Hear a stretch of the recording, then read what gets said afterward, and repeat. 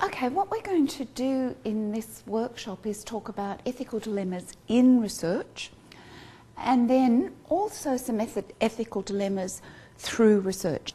So a bit of an overview. What I want to do in the introductory section is just sort of set the scenes.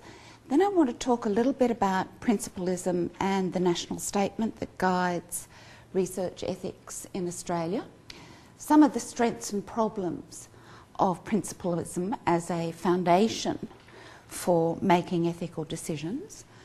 And then we're going to move into a much more conversational, interactive section.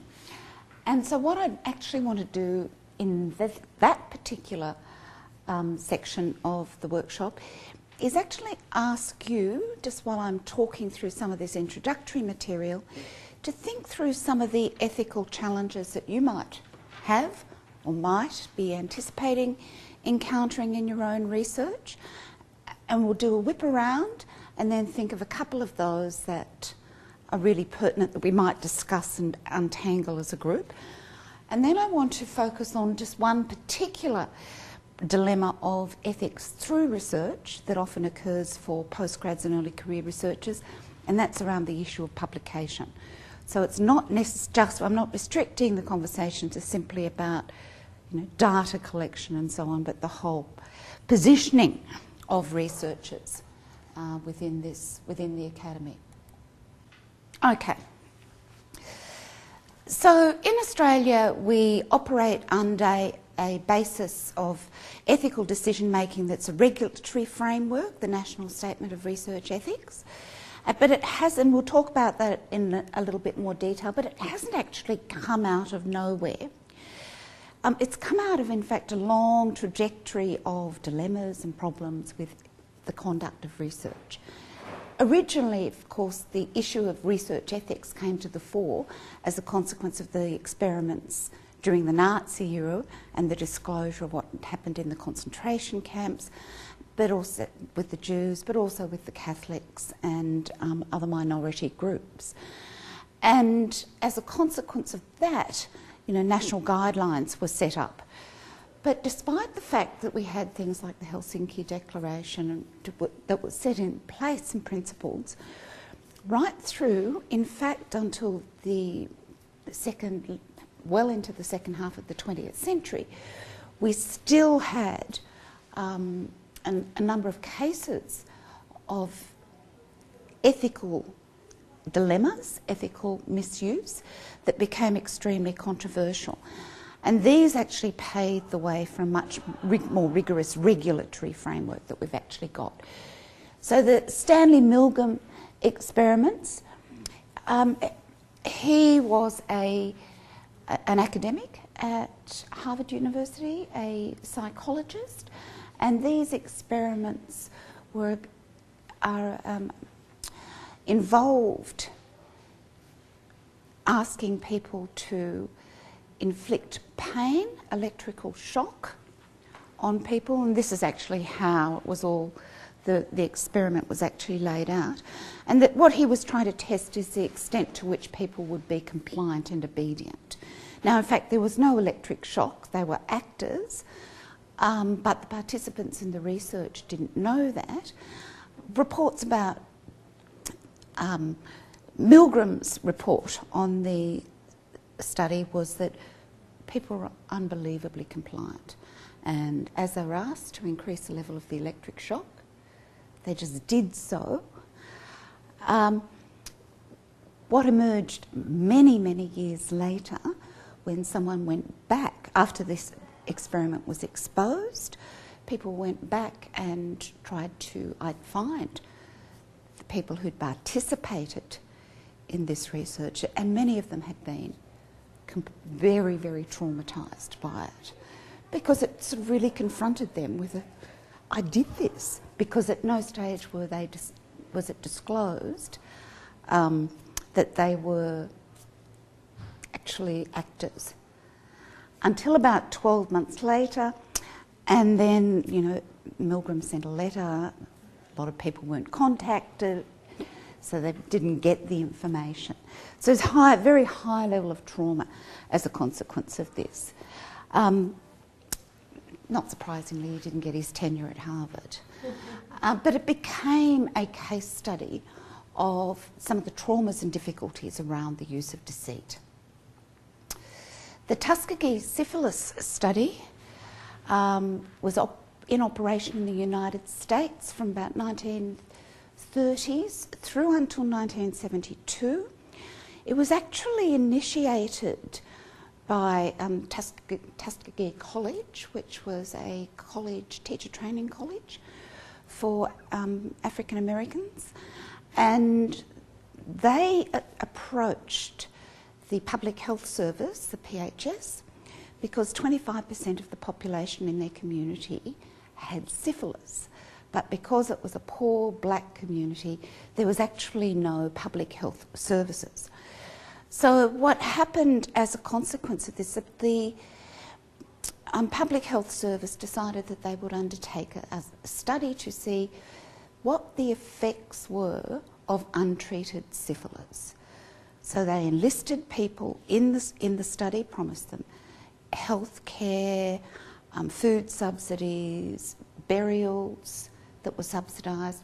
They got nearly 400 African American men to enlist in the study, because remember, this is sort of poverty coming into play, so that what they were getting out of this study appeared very, very attractive. The men were told that they were being tested for a blood disorder, and at the same time, to track the progress of the experiment, the Public Health Service, in fact, set in place procedures whereby these men, if they went to hospital, they weren't treated by the local doctors, they were referred to the PHS people that were involved in the study. When penicillin became readily available, this group of men weren't provided with it. The study was exposed and ended in 1972. In 1997, President Clinton issued an apology, and there was a lawsuit that was only got $10 million for those who had survived. The majority of the men, of course, had died. Right. So in this particular study, deceit,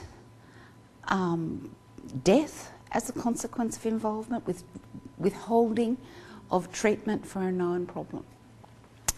When the director of the department, who was responsible for the study between 1943 and 48, was interviewed, and this is 40 years after the event, he said the men's status didn't warrant ethical debate. They were subjects, not patients, clinical material, not sick people. So as a consequence of exposure of these sorts of issues, much more pressure in the United States and elsewhere for greater regulation and control over how we actually do research. Now, it's really easy to point the finger at scientific research, but in fact social science research has been just as culpable, but in very, very different sorts of ways. In this particular case, Bronislaw Malinowski and William Foote Wyatt are two of the big names in sociology, and particularly in ethnographic sociology. But what's interesting about their research, despite being ethnographies, is that when researchers went back to the participants in their study, the participants actually didn't recognise who they were, didn't recognise themselves in the study. So you've got a different issue there around the integrity of the research and the responsibility of the researcher, particularly in areas like sociology and ethnography, to actually reflect the needs, the desires, the state of the participants in the study. One of the classic ones, though, is Lord Humphrey's tea room trade. Now, Lord Humphreys was a sociologist again. What he was interested in, tea room trade is slang for homosexual acts under secret. And what he did was set himself up as a guard outside public toilets, offered to be the guard when men came to meet up and have homosexual intercourse. He then, when the men came out, asked to interview them. For those that said no, he would take their number plates of their cars and later went, having got their addresses and details from the motor registry, in fact went to their houses in disguise and interviewed them around things like their behaviours, their health, their marital relationships. I mean, what he found out was, you know, many of the men involved in the tea trade were in fact very respectable officials in the sorts of roles, you know, teacher, policeman, and so on, where you would expect different sorts of behaviours. But what was pertinent about this particular study is, of course, the deceit, the accessing of personal information without people's consent. He didn't manage to get, as a consequence, when this was exposed, he didn't manage to get tenure. He became a pariah and in fact died of alcoholism in 1988. But it was also caused such a ruckus at the University of Washington, if I recall, that in fact they shut down the sociology department. So, a more contemporary one. You're familiar with the name Carolyn Ellis? Okay, Carolyn's queen of qualitative research, and particularly ethnography and autoethnography. When she was doing her honours degree, she was doing research with two communities in Chesapeake Bay. It was over about a 19-year period, and she would go there during her holidays, became very, very knowledgeable and immersed in the community. Now, this is a community that she described as uneducated, largely obese, poor hygiene, very white trash is what she described. And then she did this very detailed ethnographic study of their lives. When she made the initial entry into those communities, she actually explained to people that she was doing a paper for university, for college. But over the ensuing years, the fact that she was working on a paper wasn't raised again. And when the book was published, which won the American Sociological Association Best Book Prize, she didn't tell people in the community about the book. When they actually did find out, and her logic was 50% of them can't read, so they'll never find out anyway. When they did find out, because one of her colleagues exposed her, actually went there and read sections of the book. Well, it was quite a controversial debate because he'd actually been doing research in the same area with the same group of people on this magnus opus that had actually never been published. So she beat him to the punch. So there was quite a bit, there was an academic rivalry issue there. When it was exposed, the community was mortified and felt deceived because this was someone that they'd actually established a close personal relationship with, and they'd been betrayed. So that sort of context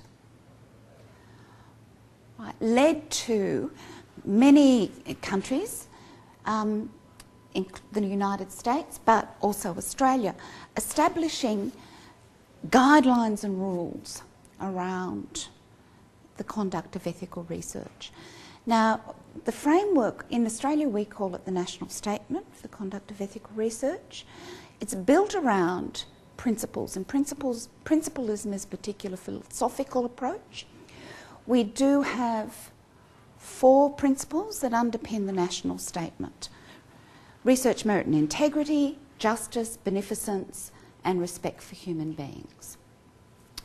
Now, those of you that are partway through your research and have gone through the process of actually having to apply with ethics will actually be familiar with these, but I'm just going to walk through them very quickly for the record. So the National Statement is quite clear that a research, to have merit, a research must contribute to knowledge, or it must bring specific benefits.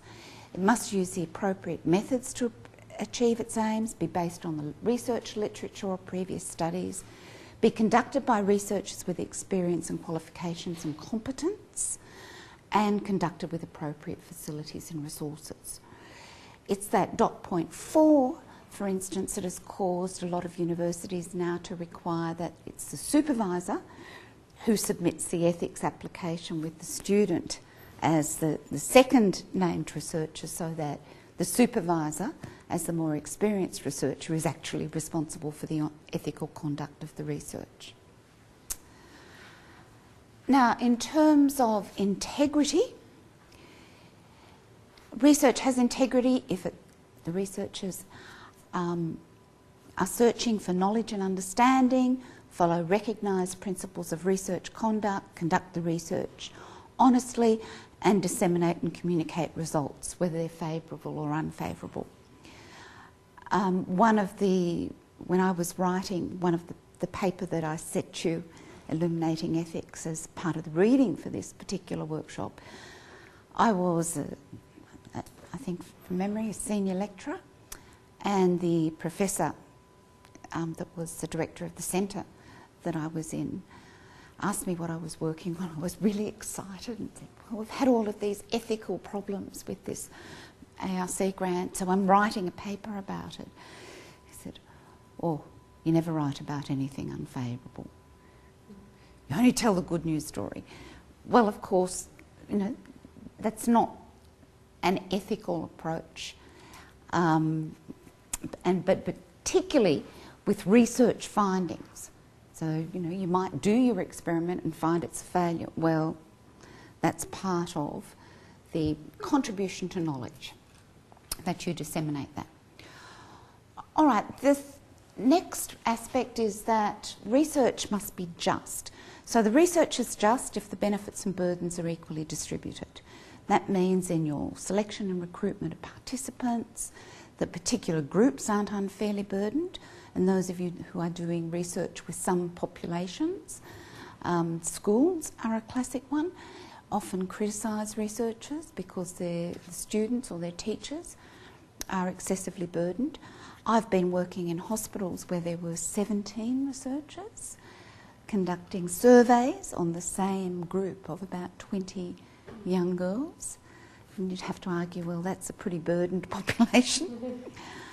The participants aren't exploited, and that the benefits are fairly distributed. That's been a really important aspect of HIV research. So after the first wave of diagnoses of AIDS and big injections into funding to find a cure for HIV and AIDS, one of the big issues in the AIDS community was to make sure that if people participated either as an experimental or control group in a study that might produce medication that was going to be helpful in suppressing the disease or prolonging people's lives, that it should be made available to everybody in the group. And this comes up in educational research too. So if you develop a reading program, you test it on a particular group, it's found to improve reading, then your ethical obligation is to distribute the benefits to those that didn't get the reading program in the first instance.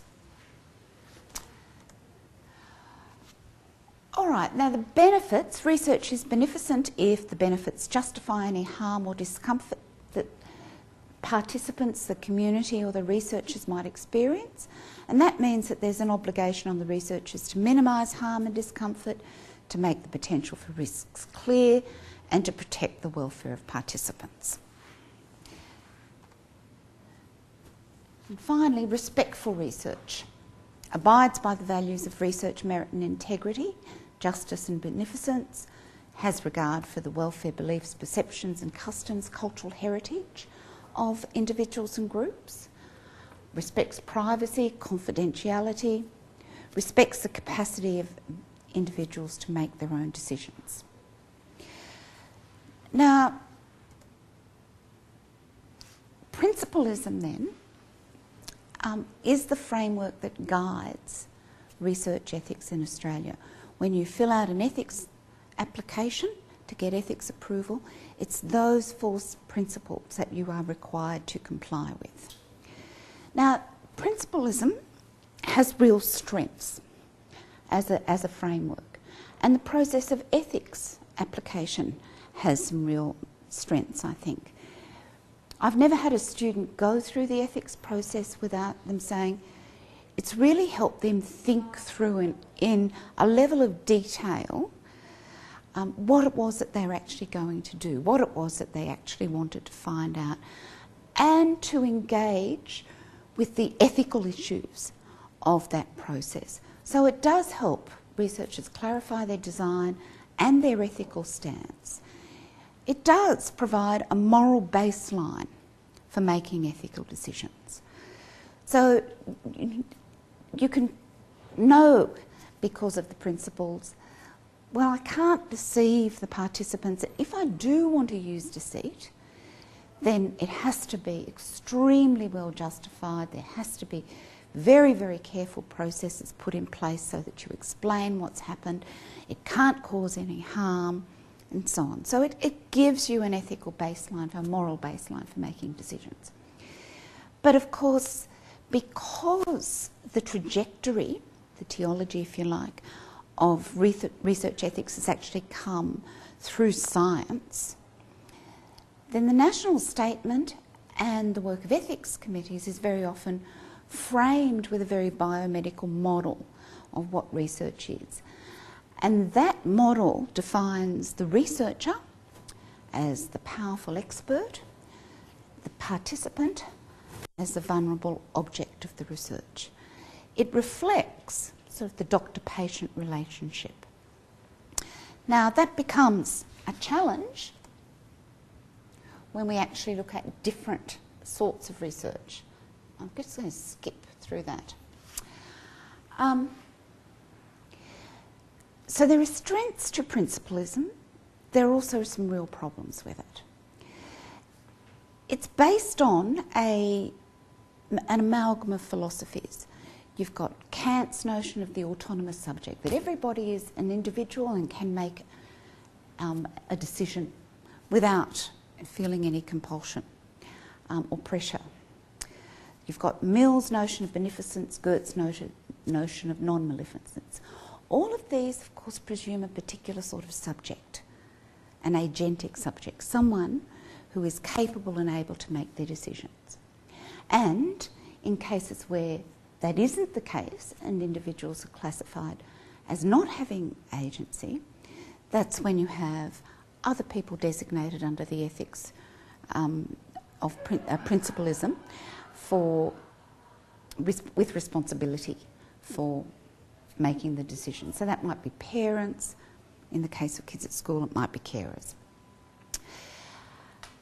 The biomedical model of research, however, also defines that research participant relations in a very, very binary way. It assumes unequal power relations, and it assumes the potential that the researchers are going to do the bad thing. Now, the problem is that these principles don't always work in practice, and they certainly don't always fit the sorts of research approaches that we use, particularly all the sorts of relationships that we want to establish if we're going to be doing a different sort of research, using feminist research approaches, participatory research approaches, action research approaches, and so on.